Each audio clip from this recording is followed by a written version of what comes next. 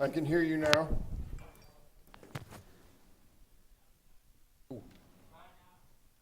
Hello, hello. Good evening, good evening. The camera is like, they need to set up the camera. Maybe that door should be shut, actually. Sorry.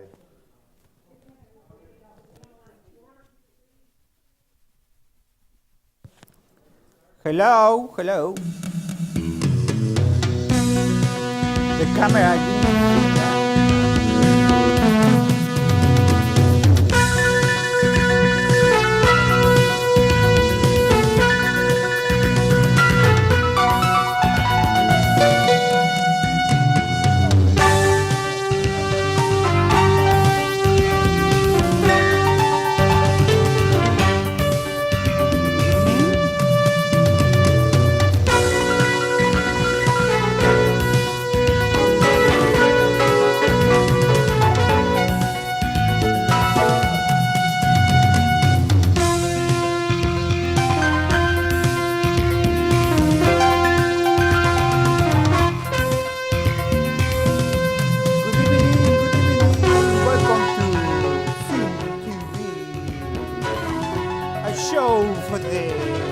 Progressive people of Grand Rapids and Michigan, of course.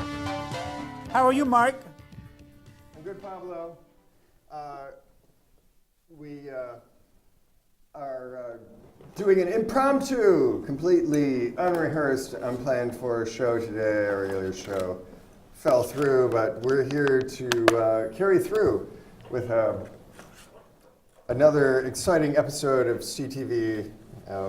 22 years of news, events, and fun. Yes, 22 years. And a lot has changed in that time, especially technology. And as time has marched on, in many ways, actually in a very important way, our audience fantastically declined. And I think this is... no, for Tiempo Latino, Mark. Yes, for Tiempo Latino, audience went way up, but Tiempo Latino became a part of CTV, and so now Tiempo Latino is part of CTV, Mark. Yes, and most of Tiempo Latino's audience, or Tiempo Latino's audience is most of CTV's audience, we could say as well. So that's a big change. It seems like a natural change given technological changes. The sort of show that I do and we have done at CTV, many people do, and actually that's a very good thing, that these shows, sorts of shows and these sorts of views have caught on so well. It's a very good thing. It's also a very good thing that we have CTV around to still fill in a gap for audiences that are underserved, and I think at this point, actually, the Latino audience is underserved in Grand Rapids, so it's a good thing that we're able to serve that community on an increasing basis. Of course, Mark, we are very pleased to be here, to be with Mark. Well, what can we talk about, Mark? We can talk about current events, right? Yeah, I think we could talk about the climate. We could talk about nuclear war and nuclear policy. We could talk about the disasters, Mark. The disasters. We could talk about whether or not there are mass deportations going on in West Michigan, which there may be, I don't know. Perhaps Pablo can tell us. And what has happened in 22 years? Well, whoa. Ooh, your cup It's broke. a sign. My coffee cup broke. What could we talk about? Well, I think the decay of American society is becoming quite evident. I think Donald Trump is like the greatest example of a psychic or psychological deterioration of the American mind. What else can we call it? It's quite incredible. Donald Trump. You know, what, a year ago, Pablo and I thought it was impossible that Donald Trump would be elected president, but we make a mistake, Mark. Yes. We make a mistake. A clown is going to become president of the United States? No, but yes, because the American people, as I have often had discussions with another one of our members, Stephen Durst, for many years, it seems as if Americans are being trained to despise the idea of their own self-governability by themselves, to despise the idea of government. Government can't do anything. Let's get billionaires to do everything. Duh, it's the whole attack on the brain, like Well, brain it and was. brain. It What was, is brain? It was really. Brain is a big fat nothing. Well, we miscalculate. Mark. We did. Yeah. Well, yeah. I never thought that Donald Trump was gonna win, Mark. Well, that night I just had this terrible crushing sense. I mean, even before everyone was jubilant. Oh, everything's gonna be great. I went to bed thinking, oh, the polls were going in a particular direction, and it didn't look good. And I woke up. Yep. A doofus had been elected president of the United States. Doofus. Yes. A chump. An evil doofus chump. An yes. evil chump. Yeah. Well, but things have happened. The hurricanes. The hurricanes were like a slap on the face of Trump and the races. They were. Do you see that? This volunteer carrying two children in his arms, like a black guy with two children. One see that. a famous photograph in Houston, and then they show another picture, a white guy carrying two black babies. Showing that those races are just a minority. Those races from Virginia. Those white supremacists that Donald Trump likes so much. I think that's probably true. I think It was a slap on the face with a white glove, Chompy. And it was really, really interesting. Well, the irony of all that is that this is a part of country where you have a lot of these extreme Republicans who say they hate the government, get Washington off our backs, maybe we should secede again from the United States and have a pure anti-communist republic or something. And as soon as they have a disaster, they need the sort of help that they say that shouldn't be given by government. And now they're taking it. What do you think, Mark, if we say in Spanish what we say right now? What? If I say in Spanish so far what we say. You like the idea or no? Make it bilingual. Oh, yeah, go ahead. Bueno, mi nombre es Pablo Bello. Aquí el invitado de esta noche es Mark.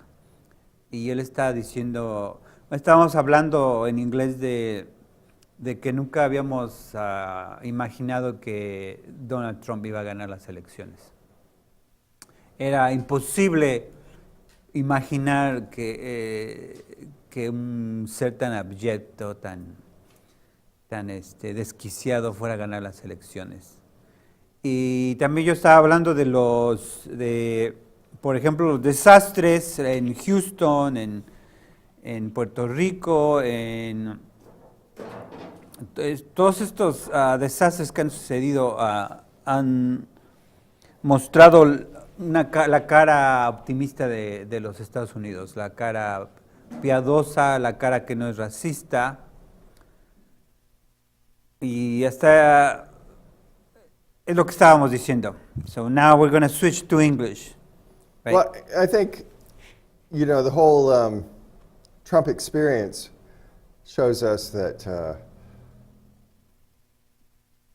people need to see that the Trump support is really, it seems like this very strong support, but he cannot deliver and is not planning he maybe thought. He's an inept. He's an inept, true. He can do anything like. He thinks or thought that he could deliver some things to those people, and so he made promises. But actually, he doesn't have the power to do that. As soon as he runs into opposition, he melts, and he runs into a lot of opposition from his other Republicans. They don't want to give more money to these people. They don't want to have tariff walls that protect American industry. He throws a tantrum. They want to keep transferring these jobs to these other countries. So Trump can't do anything for the people he's promising to do something for. The only thing he might do is make a big pretense of his racism, and on the one hand say, "Oh, it's not for real," and say I misunderstood it. On the other hand, do a nod and a wink, like, "Yes, I'm truly a racist," and hope that gets him elected. So it's a very shallow. That's a very shallow basis for getting reelected. So his support is going to be very soft because these people's lives are going to be worse.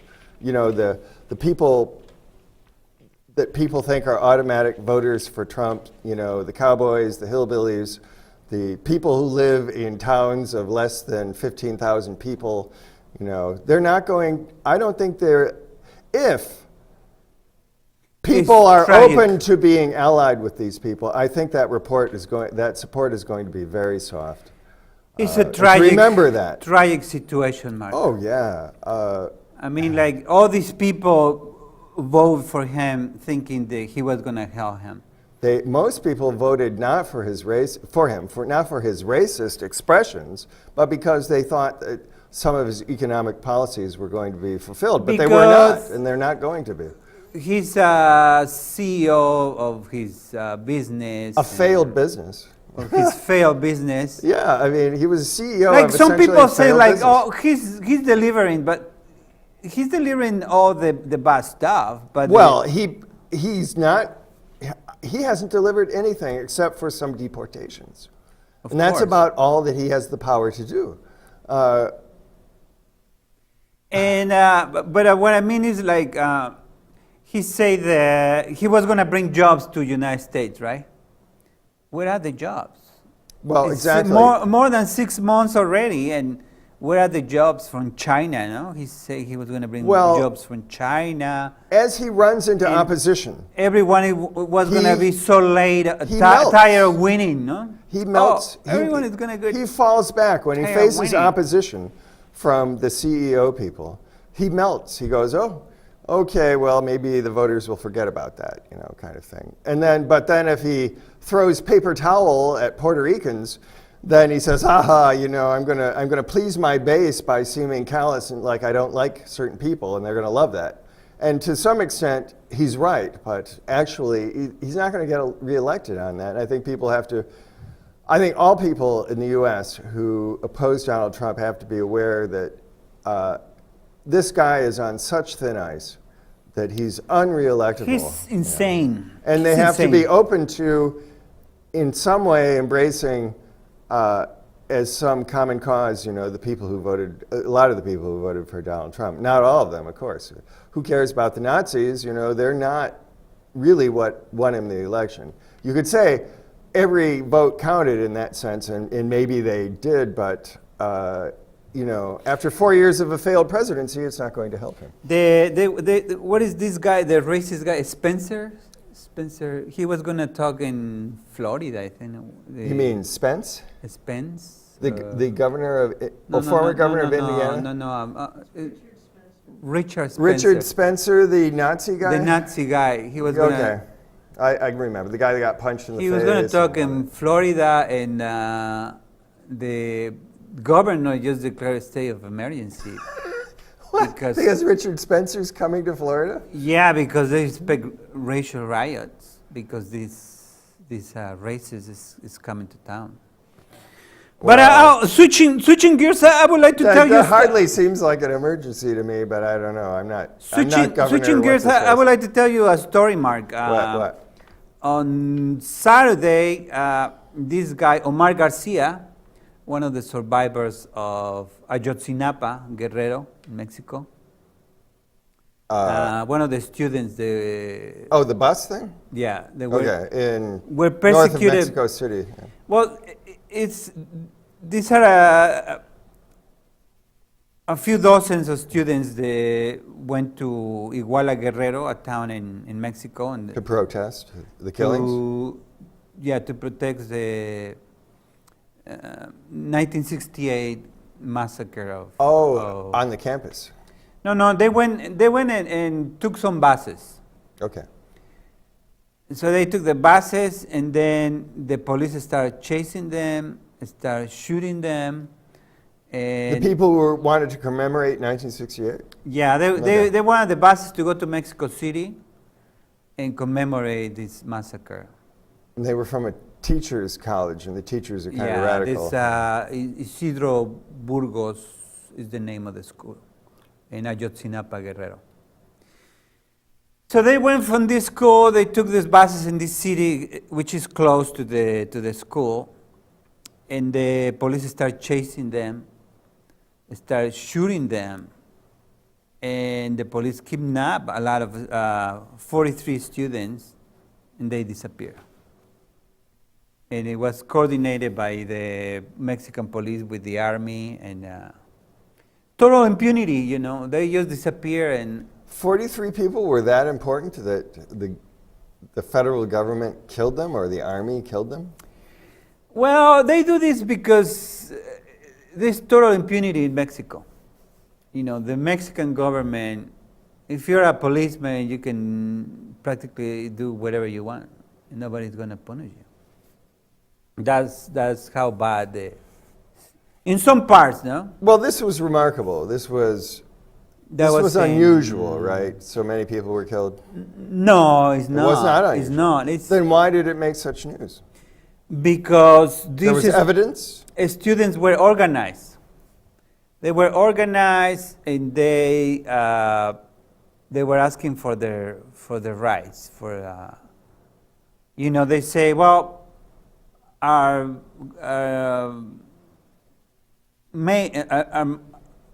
the other students disappeared, so we wanna know where they are. What did you do to them? Where are they? Where did you take them?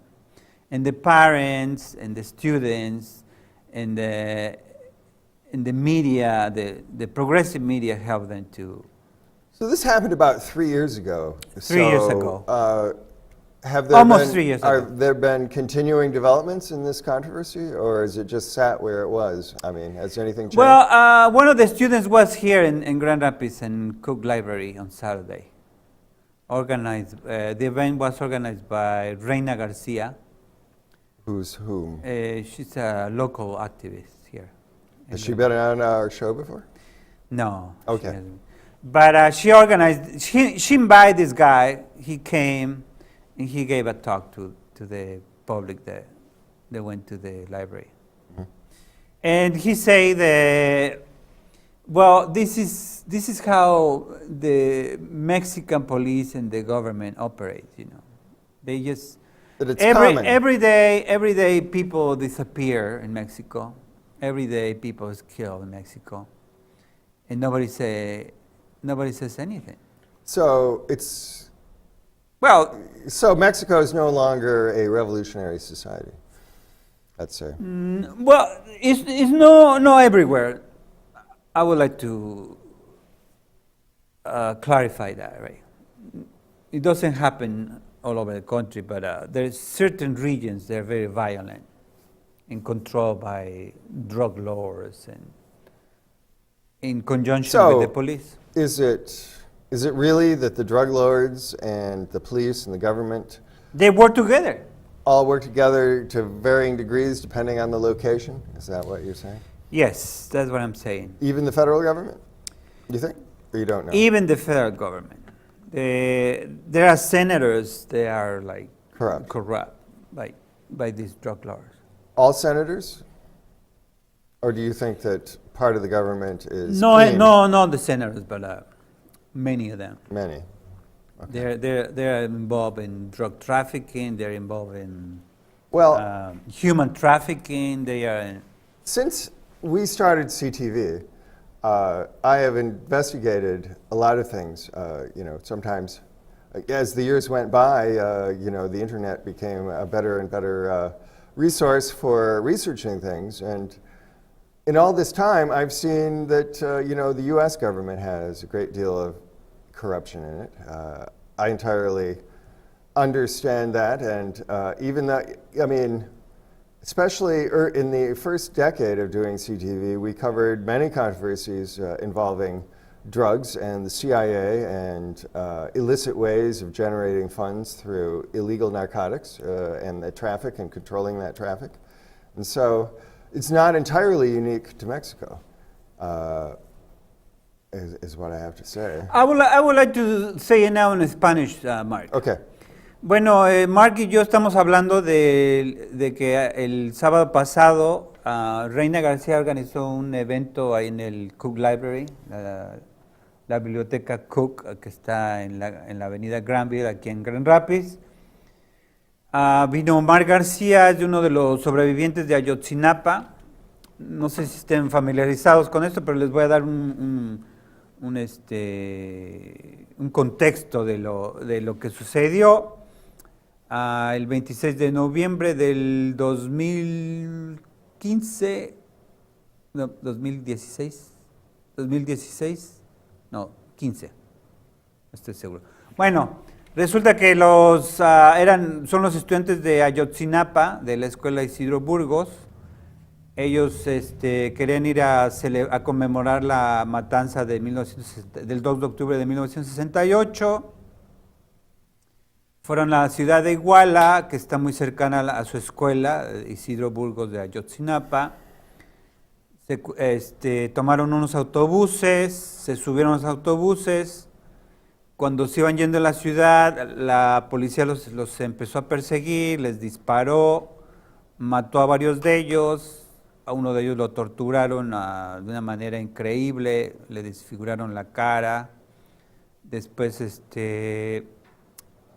secuestraron a 43 estudiantes y los desaparecieron. Muchos otros estudiantes lograron escapar. Uno de ellos fue Omar García y él vino a dar una charla aquí a Grand Rapids sobre la impunidad con que opera la policía mexicana y el gobierno mexicano. Y Mark ahora está hablando del tráfico de drogas aquí en los Estados Unidos. Go ahead, Mark. Sorry for the interruption. It's okay. You were talking about the drug trafficking in the United States. It is well documented. You know, there have been books that are extremely well documented that are, a couple thousand pages in extent and, 150 pages of footnotes by one of them by a professor in Wisconsin. First edition was called, good grief. What was it? The CIA was involved in trafficking. Well, anyway, that essentially the CIA was the heroin and the opium trafficker from the Golden Triangle. That money was banked in a bank in Australia. They had their own Air America airline to transport the drugs and to transport in and out special forces type people to supply tribes people. From Afghanistan or from where? This is Southeast Asia, so this was during the Vietnam War, and then that transfers to Latin America, some of that investment money and the CIA operations, and you get the involvement with Noriega, waving around a paper and saying 50 judges involved in the distribution of cocaine. From Panama? Crack cocaine in the United States from drugs funneled through Panama. And he said these were Justice Department appointees under Reagan, under the Mies, Attorney Generalship. So, when we started doing this show, in the years just before we started doing this show, the rumors all around Grand Rapids and all the way to Muskegon and down to Holland were that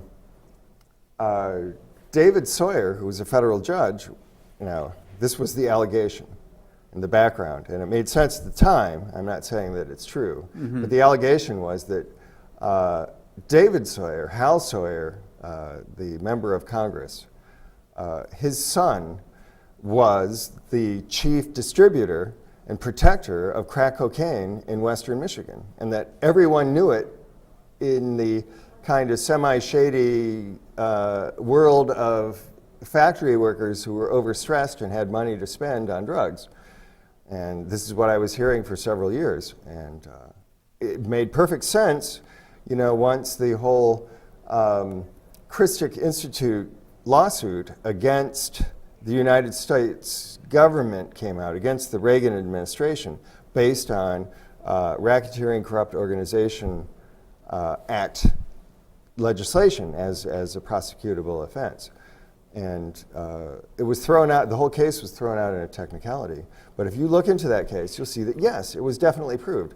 And I do recall in those years, so this is the late 80s and the earliest 90s, on television, there were hearings that were held. And in those hearings, you saw that people from Ollie North to General Secord of the Air Force and Oliver North. And Admiral Poindexter all said, yes, it's true. We did this to fight communism and save the Western world.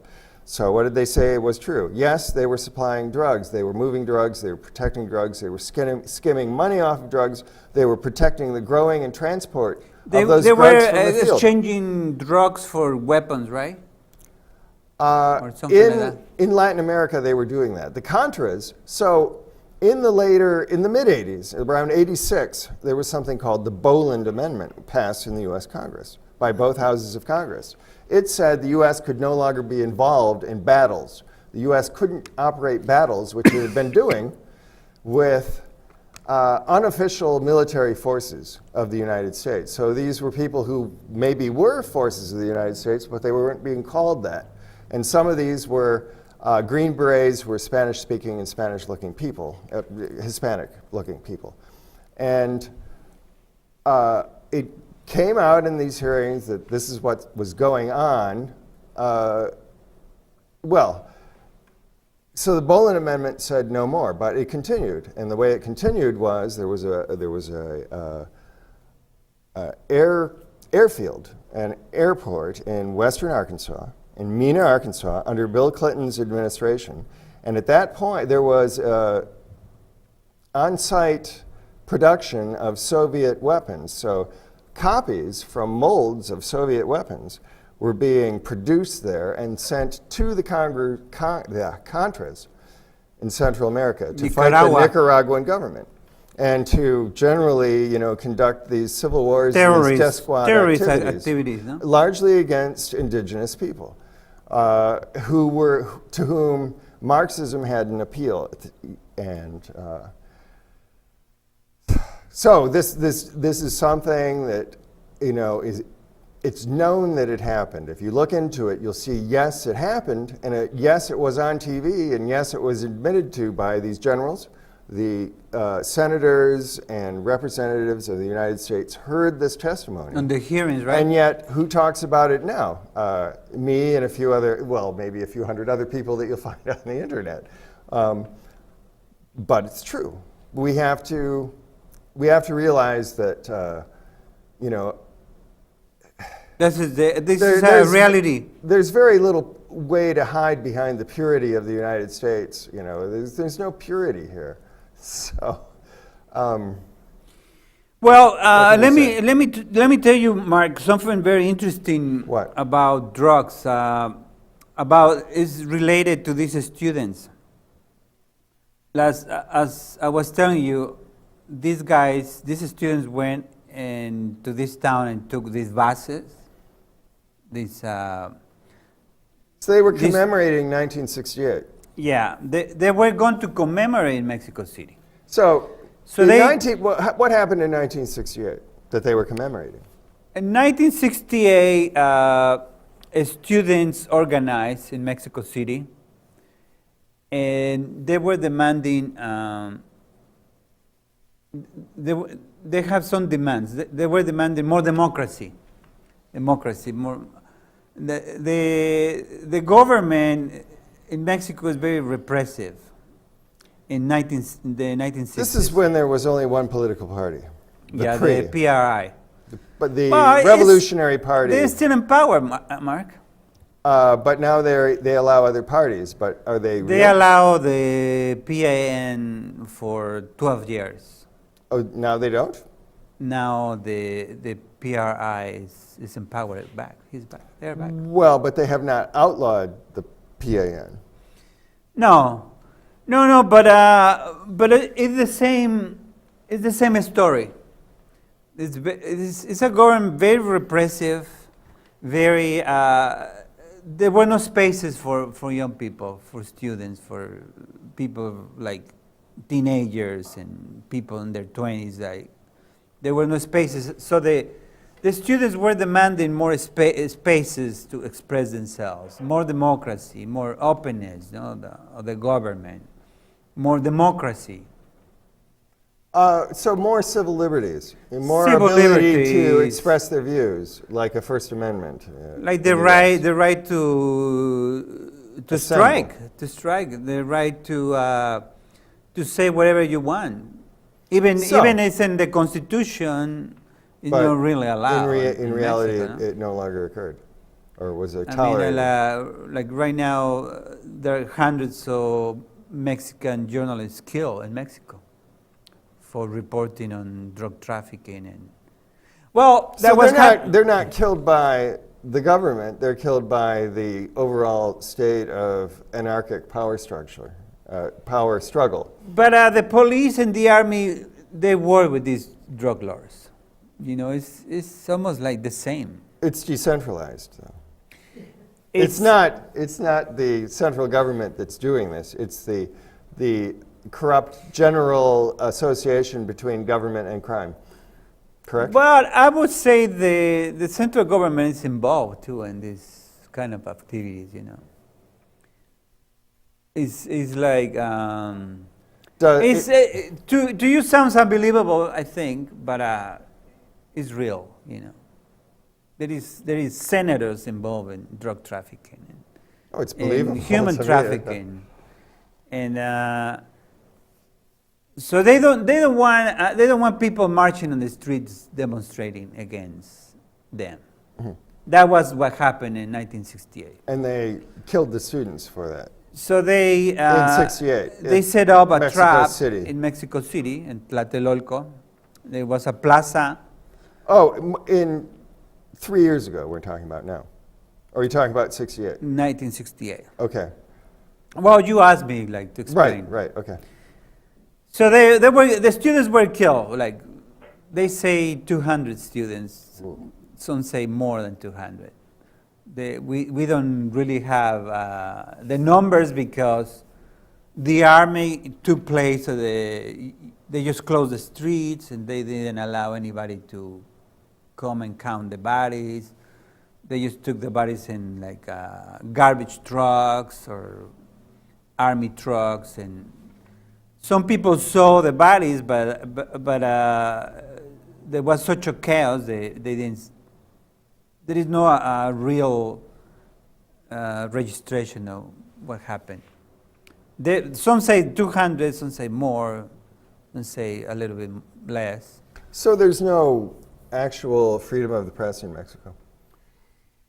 Well, there are some publications that are allowed to report the truth, right? A few, like La Jornada, Proceso, some publications online. They really have professional journalists who who tell the truth. Are these very small audiences, though? No, they are very popular in Mexico because there is no real journalism in Mexico, right? Like, just a few publications that can really. So the government does not try to oppress these publications very actively, or these outlets of news that you're talking about? No, they boycott these publications. The government does? The government. They won't give interviews? Like, Whatever. they don't give you interviews. They don't buy publicity. They don't buy, advertisement. Mhm. So these publications are very are under attack all the time, you know. But even though I would say it's almost like heroic work what they do, no? Like working under so much stress, but even though producing news for the people. As I was saying, so these students take these buses. They go they just go a few blocks on the town, the streets of this town.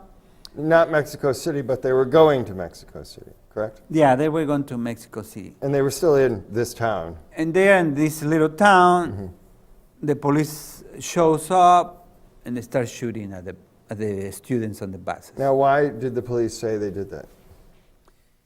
They didn't. They said they didn't. They say they didn't do it, but there are videos of the shooting. You know? You can see from the people who were being shot. The students took videos when the police is like they are shooting with so these are with rifles dead witnesses and guns. Actually recorded the event and got it to the internet while it was happening. Yes, some of the phones were internet connected, correct? Somehow they were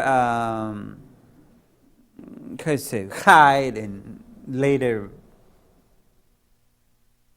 They had the videos. No? It's like my phone. I take a video of what's going on. I hide my phone. I throw it into the grass, and later. But there were no survivors. There were survivors who were there and they got away. You're saying? Yes. Oh, there was a group of like 20 students that got away. Oh wow! And how many were killed?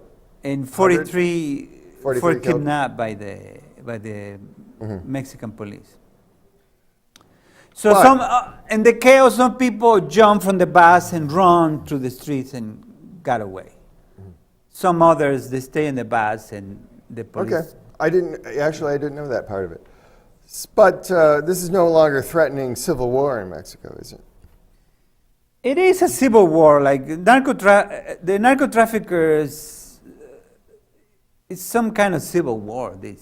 I would say, you know, they are doing it in a negative way, no progressive way, but they are against the government. You know, these narco traffickers, even though they are working with some senators and representatives. So, the narcos want an even looser confederation of Mexico, essentially. They even call their activities, how do they call it? The movement. The movement. The movement? The movimiento.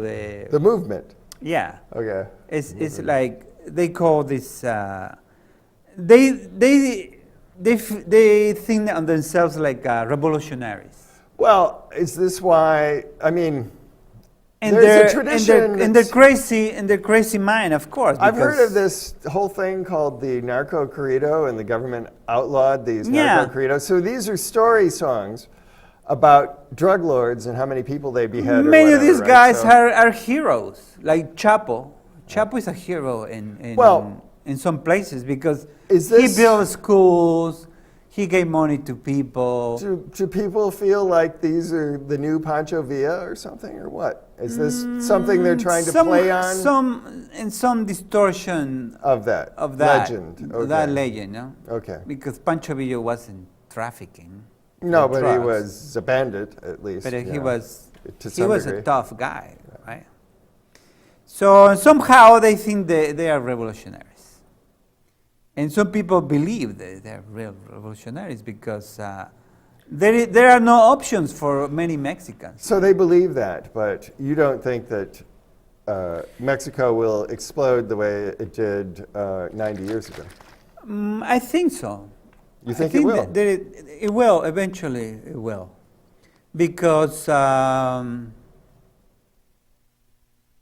people is just fed up with this situation, you know.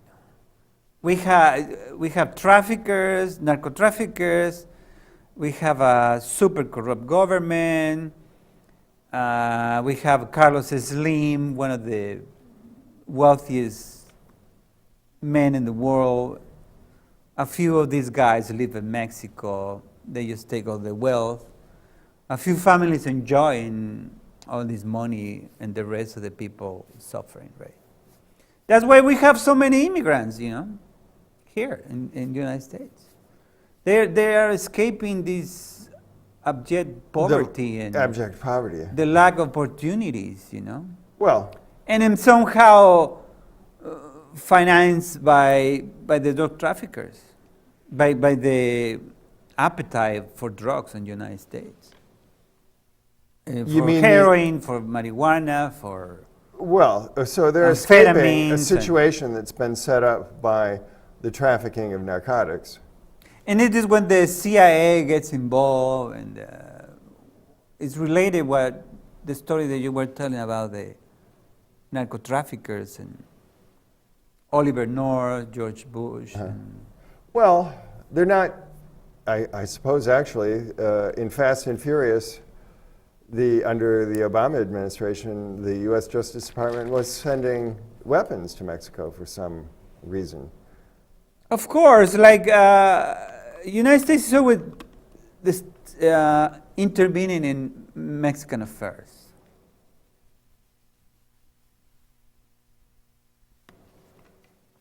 They sell weapons. They bring drugs from Mexico to the United States.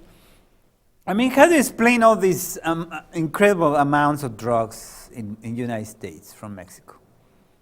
I mean, somebody is in charge of the delivering and receiving all these drugs.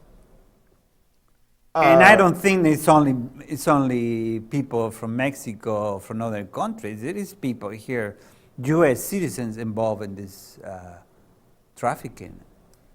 Don't you think? Oh, I have no doubt. But to take a wider perspective, I think I'd like to talk about NAFTA and Of what course, NAFTA is and what NAFTA meant. NAFTA is a disaster for Mexico. That's what I was thinking. And the Trump says is the other way around. NAFTA is a disaster for the United States. But the worst part is for Mexico. My perspective on this has always been that the essential thing that happened was NAFTA went into effect, and then the massive immigration from Mexico and immigration into the United States from Mexico took place because of NAFTA. As soon as they put in NAFTA, the countryside of Mexico, where people were growing corn commercially, emptied out because you couldn't sell the corn because U.S. corn was so much cheaper, and it flooded the market. And that destroyed a rural economy that had existed for thousands of years. Subsidized. And so those people ended up in the United States. Essentially, that whole massive immigration was a plan by evil Americans to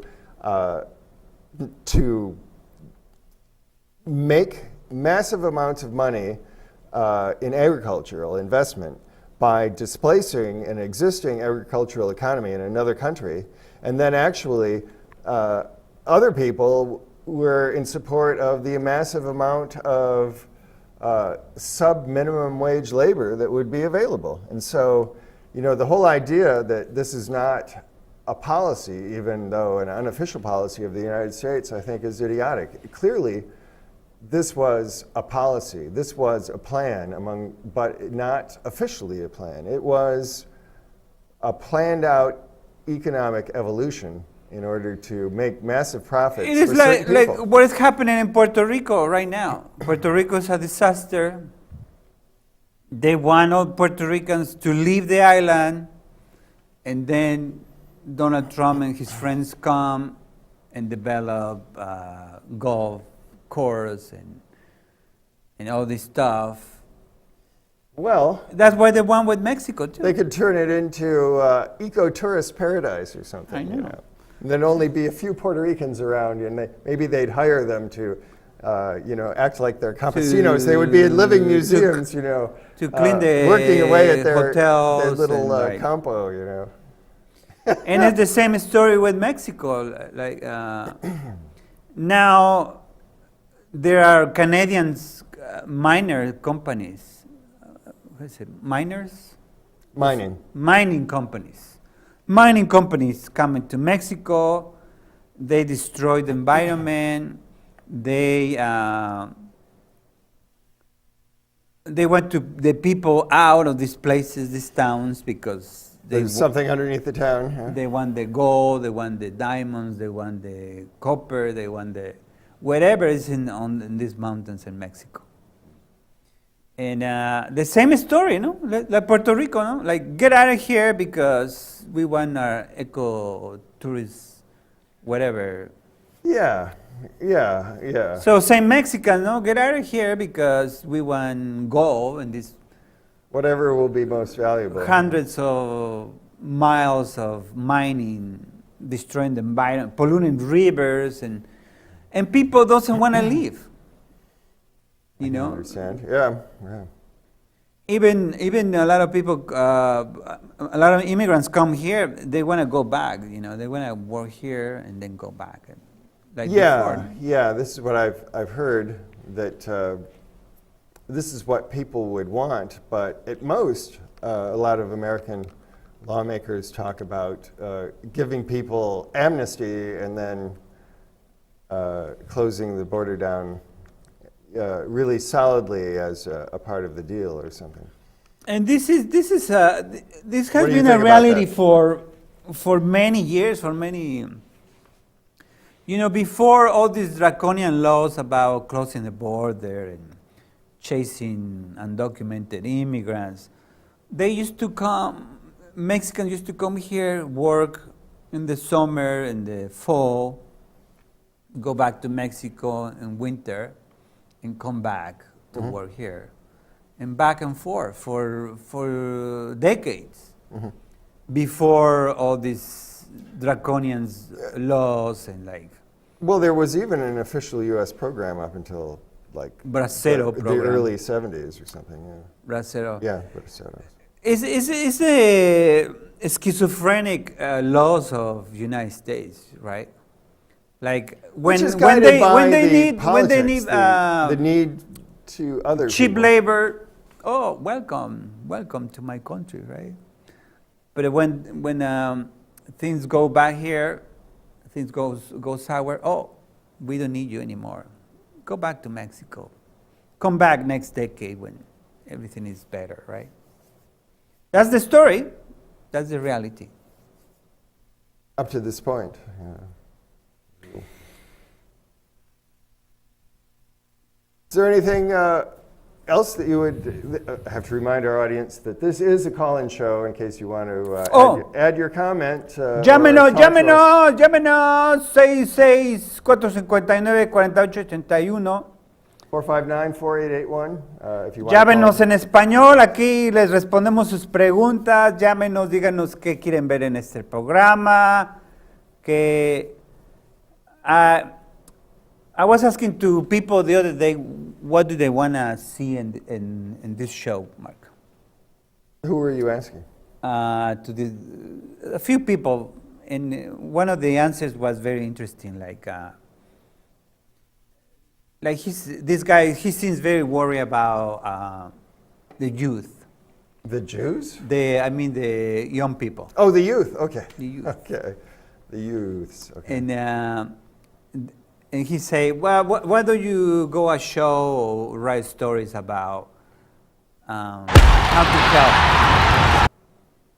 to help them not to get in trouble, and how to help the parents too, you know? I've thought about this a lot myself because I've had some involvement with the public school system in the inner city, and I've had a lot of terrible experiences with that, and it's very depressing. I see directionless masses of young people in the cities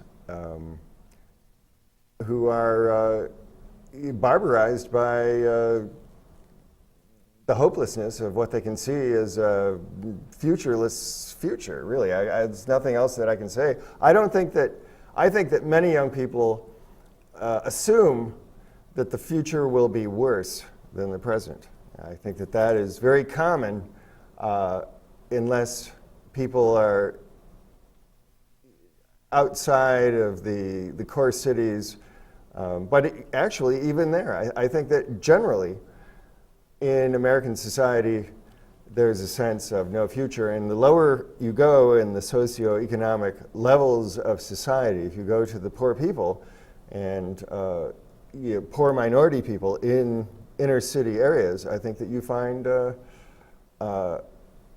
that there's a great dissatisfaction that leads to a kind of passive-aggressive state of anarchy. There are no really. jobs, Mark. That's exactly it. So That's I see the problem, right? If a class of children respond to the school curriculum by deciding that they will kind of resist authority by strangling one another, a couple of kids will start doing that, and then you'll have half a class doing that, and that'll be a very freaky situation for a teacher. But I've seen this sort of thing, and again, I wonder, what is this about? And I'm thinking, this is a kind of nihilistic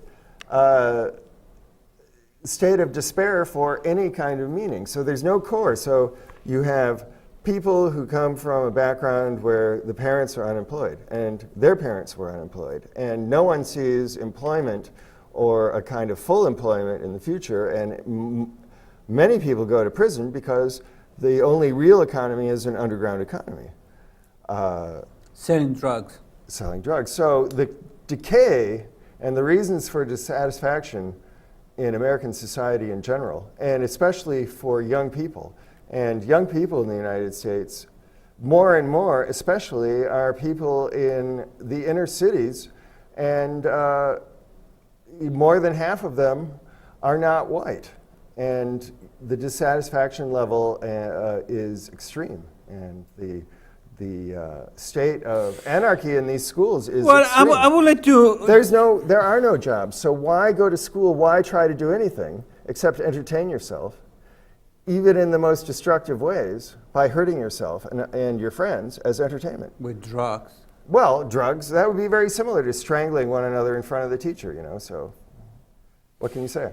Well, I would like to make a call to the billionaires from town, Video nerds or nerds? To the people Sorry. with money, The billionaires, sorry. Billionaires. My hearing must be bad. The, Sorry. The billionaires, yeah, the DeVosses. they What have about them? they have money, They can create employment for all these youth. But you know what happens is a billionaire parks his money where it'll make even more money, and they have very little concern about society. They want to control society and placate society, but they want to park their money in China. They want to park their money in places where there's very low labor costs. They don't care about the United States except to control it enough to keep the forces of anarchy at bay long enough that they make more money. And then, they seem to want to live here, but they don't want to employ people here. So this is a society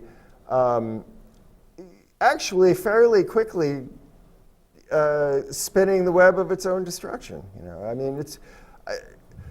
People might say, oh, look at these other countries. They might say, oh, look at Mexico, how messed up Mexico is. But, at core, the United States is a country of people who have been voting for a leadership that's been frittering away all the advantages and all the wealth of the United States for decades so that they could enrich a few people at the top. And eventually you have an extreme decay set in. And, many societies have done this. Let's be optimistic, Mark. Let's make the peace with these guys and say Which guys? The rich people. Like the DeVosses. Yeah, let's tell them from here. You got money, spend on the youth. Spend money, create employment for the poor people. Create employment for teenagers, for the new generations. Well, they might say that. Because we are always criticize them, but let's make peace today. and say, help Well, these people. And If you don't do it, next show you hear about me. okay, but what would be that peace? How would we placate them to bring about peace? I think as loyal Americans who love their own society, they should be willing to not destroy that society through their own Well, actions. let's make a call to these people. If some of their followers, some of their people, they have contact with these rich people, I hope they're watching this show and say, Well, here they are, two crazy guys I guess asking for your help. two wild and crazy guys. One of them is saying, look at what created the situation that you're sitting on. The United States, a very magnificent economy, was hollowed out by the whole Reagan dream. The Reagan dream was get government off our backs. As soon as government was off your backs, you took advantage of the fact that you went from 90% income tax to less than 10% income tax, or even less than that in reality, and shifted all that cost onto the rest of society. You then also further took advantage of your position of power that you gained to transfer investment in society from the United States to other countries because of the removal of tariff laws. And then you had the audacity to think that you had the right to, through your generosity and your political contributions, to dominate the course of society that you'd hollowed out. So I kind of say the big, the big middle finger to you, So I guess no peace, That's what I would guess. Because you have shown yourself to not be a loyal American citizen. You do not care about the United States. You do not care about our people. So the big middle finger to you. That's what I would say. Come down, Mark, come down. Well, I say let's give them a chance. Let's say if that chance involves not making them God over society, then I say great. If they're willing to take the humble position that they had in 1960 as fellow citizens of the United States, willing to carry more of their burden that they were able to carry at that time, then I would say fine. Then they would show themselves to be loyal. Other than that, I see them as traitors. Let's ask for they are traitors. Let's ask for their loyalty. Their loyalty, yes. Remember the United States. Remember the Constitution. Remember the people. Remember the dream of a democratic world. And you're betraying that dream. That's what I would say. All right. Very good, Mark. Well, 3 minutes. 3 minutes, Mark. 3 minutes. Well, let's let Pablo respond and say some things in Spanish to wrap it up then. Bueno, Mark está hablando como loco ahorita. Está diciendo muchas cosas yo estoy abogando haciendo un llamado a estos billonarios que siempre los estamos criticando, que los estamos atacando siempre. A ver, sean generosos con los jóvenes, con las nuevas generaciones, creen empleos para ellos, abran su cartera y creen empleos para los jóvenes, para los inmigrantes, apoyen a los dreamers, apoyen a la gente que necesita ayuda. Oh, ya nos vamos, Mark. Ya sé. Bueno. Adiós. Adiós, amigos. Nos vemos en 2 semanas aquí con Mark y Pablo Bello, sus anfitriones. Gracias por vernos. Mándenos sus preguntas, háblenos por teléfono. Hasta la mañana. Adiós. Adiós. See you later. Long live and prosper. Muy exaltado Mark. Well, this is our 22nd anniversary, or at least this is my 22nd anniversary. Today? But the show has been going on a little longer than 22 years. Y les decimos aquí, hola a nuestros amigos, Gonzalo García, Ricky Martínez. We are a Democrat.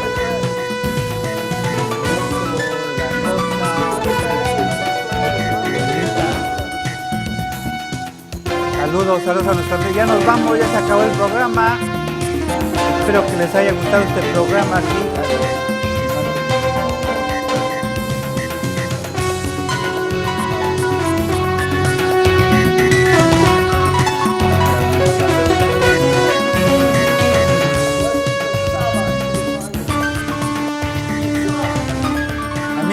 A mí me gusta este símbolo, mira, Mark. I like this.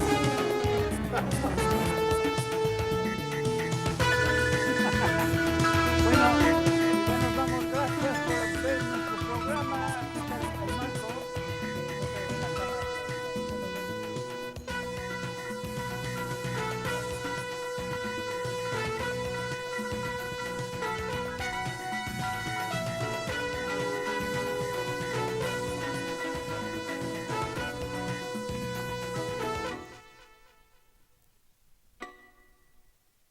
No, they use the The five rising tigers of Southeast Asia.